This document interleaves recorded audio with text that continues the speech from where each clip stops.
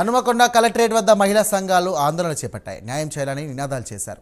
ఇక జిల్లాలోని ధర్మసాగర్ మండలం సిరి గామైక్య సంఘం సభ్యులు శ్రీనిధి సంస్థ నుంచి రుణాలు పొందారు. అయితే నెలవారీ రుణాల చెల్లింపుకు సిరిగామ మైక్య సంఘంలో ఇక వివోగా పనిచేస్తున్న పద్మకు చెల్లిస్తున్నారు. సభ్యులు కడుతున్న నగదును బ్యాంకులో కట్టకుండా సొంత అవసరాలకు వాడుకుంటున్నారని మహిళా సంఘం సభ్యులు ఆరోపించారు. సుమారు 17 లక్షల రూపాయల వరకు వాడుకున్నారని సభ్యులు తెలియజేశారు. తమకు న్యాయం చేయాలని జిల్లా కలెక్టర్ ప్రావీణ్యకు వినతి పత్రాన్ని అందజేశారు. సభ్యులందరం కలిసి అది ఆడిట్ సోషల్ ఆడిట్ పెట్టుకున్నాము. సోషల్ ఆడిట్ పెట్టుకుంటే ఆ సోషల్ ఆడిట్లో 13 లక్షల చిల్లర డబ్బులు వివోఏ పద్మ గారు కట్టాల్సిందిగా తేలింది.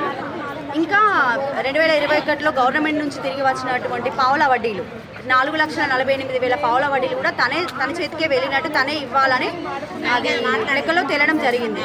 వాటిని ఆ డబ్బులను మీ డబ్బులు మీకు తిరిగి ఇచ్చేస్తాను, కట్టేసి నేనే స్వచ్ఛందంగా పక్క జరుగుతాను అని చెప్పేసి తను ఏం చేసిందంటే మాకు తీర్మానం రాసింది. 2025 ఫిబ్రవరి 25వ తారీఖున తీర్మానం రాసింది. మీ డబ్బులు మీకు చెల్లిస్తాను, 3 దఫాలుగా చెల్లిస్తాను.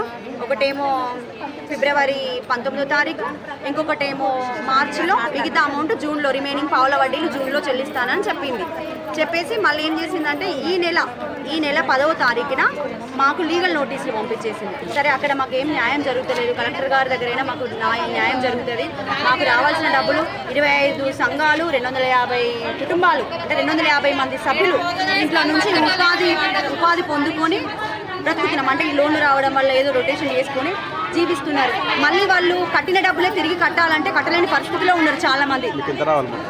మాకు మొత్తానికి 17 లక్షల చిల్లర డబ్బులు రావాలి. మా సిరి గ్రామీణ సంఘంలో 25 సంఘాలు ఉన్నాయి.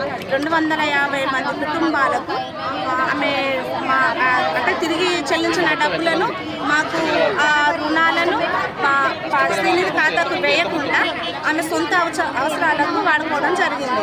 ఈ ఆడిట్లో తేలిన ప్రకారం 17,780,000 రూపాయలు తెరడం జరిగింది.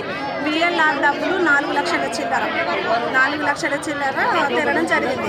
ఆమె సొంతగా నేనే నా సొంత ఖర్చులకు వాడుకున్నా అని తీర్మానం కూడా అందరి సమక్షంలో రాసిచ్చిన తర్వాత కూడా ఆమె మా 4 లీడర్ల పైన 3 అధికారుల పైన లీగల్ నోటీసులు పంపించడం జరిగింది. మేము ఆ నోటీసులు రాగానే పిఎస్కి వెళ్ళడం జరిగింది.